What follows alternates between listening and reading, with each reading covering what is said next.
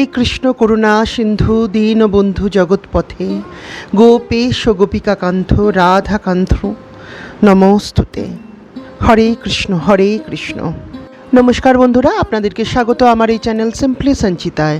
যারা আমার চ্যানেলে নতুন বন্ধু, সেসব বন্ধুদের উদ্দেশ্যে বলছি, যদি আপনাদের আমার এই চ্যানেলটি ভালো লেগে থাকে তো প্লিজ লাইক শেয়ার সাবস্ক্রাইব করার রিকোয়েস্ট রইল। বন্ধুরা, বছরের শেষ পূর্ণিমায় গৃহে সুখ শান্তি বজায় রাখতে পূর্ণিমার পুজো কি করে আমরা করব এবং কি মন্ত্রে ভগবান বিষ্ণু এবং মা লক্ষ্মীকে পুজো করব, তাই আজকে আলোচ্য বিষয়।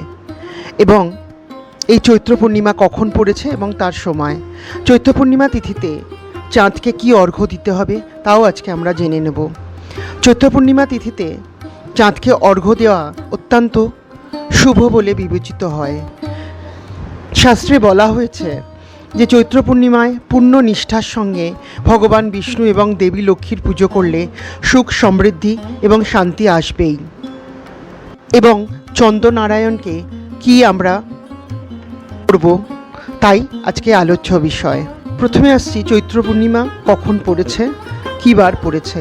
এই বছর চৈত্র পূর্ণিমা পড়েছে 2025-এর 12ই এপ্রিল শনিবার ভোর 3:21 থেকে শুরু হবে পূর্ণিমা, যা 13ই এপ্রিল রবিবার ভোর 5:51 পর্যন্ত স্থায়ী হবে।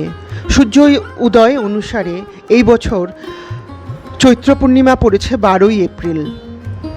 পঞ্জিকা অনুযায়ী আমি এই সময়টি আপনাদের জানিয়েছি, কিন্তু বিভিন্ন পঞ্জিকাতে সময় হেরফের হতেই পারে। এখন আসছি চৈত্র পূর্ণিমার পুজোর পদ্ধতিতে।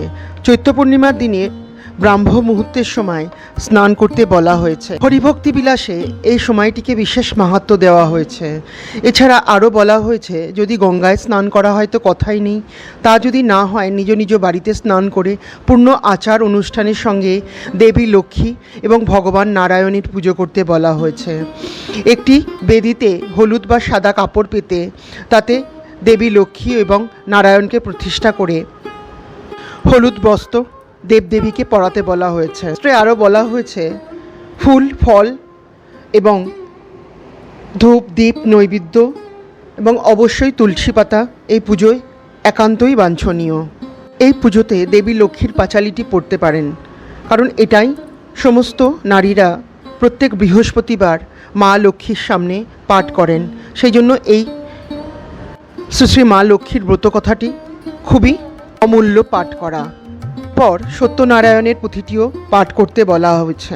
এরপর যিনি পূজা করবেন তাকে একটু নির্দিষ্ট আসনে বসে, যদি গুরুমন্ত্র থাকে গুরুমন্ত্র জপের কথা বলা হয়েছে।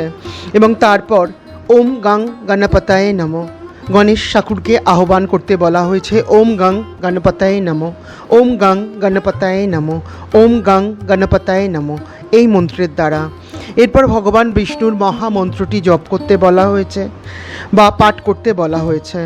মন্ত্রটি হলো ওম নমো ভগবতে বাসুদেবায়, ওম নমো ভগবতে বাসুদেবায়, ওম নমো ভগবতে বাসুদেবায়, ওম নমো ভগবতে বাসুদেবায়, ওম নমো ভগবতে বাসুদেবায়।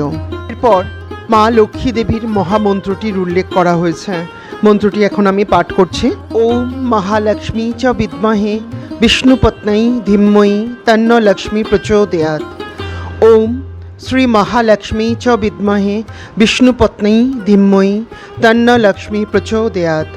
ওম শ্রী মহালক্ষ্মী চ বিদ্মহে বিষ্ণুপত্নী ধীমহি তন্ন লক্ষ্মী প্রচোদয়াৎ। এই ছিল মা লক্ষ্মীর মহামন্ত্র। এরপর পুজো শেষ করে আরতি করতে বলা হয়েছে এবং তারপর প্রসাদ সবার মধ্যে বিতরণ করার কথা বলা হয়েছে। 12ই এপ্রিল সন্ধ্যার সময় চন্দ্র দেবতাকে অর্ঘ্য দিতে বলা হয়েছে। এই অর্ঘ্যে কাঁচা দুধের মধ্যে অল্প জল মিশিয়ে চন্দ্র দেবতাকে অর্পণ করতে বলা হয়েছে এবং একটি ঘিয়ের প্রদীপ জ্বালাতে বলা হয়েছে।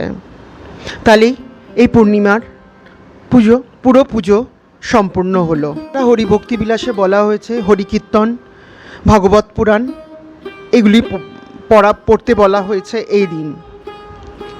তো বন্ধুরা, আজকে এই পর্যন্তই। ভগবান বিষ্ণুর চরণে এবং শ্রী শ্রী মার চরণে শত কোটি কোটি প্রণাম জানিয়ে সবার মঙ্গল কামনা করছি। সবার সুখ সমৃদ্ধি বৃদ্ধি হোক এই পুজোর মাধ্যমে। আজকের এপিসোড এই পর্যন্তই। আপনাদের যদি আমার এই চ্যানেলটি ভালো লেগে থাকে তো প্লিজ লাইক শেয়ার সাবস্ক্রাইব করার রিকোয়েস্ট রইল। নমস্কার।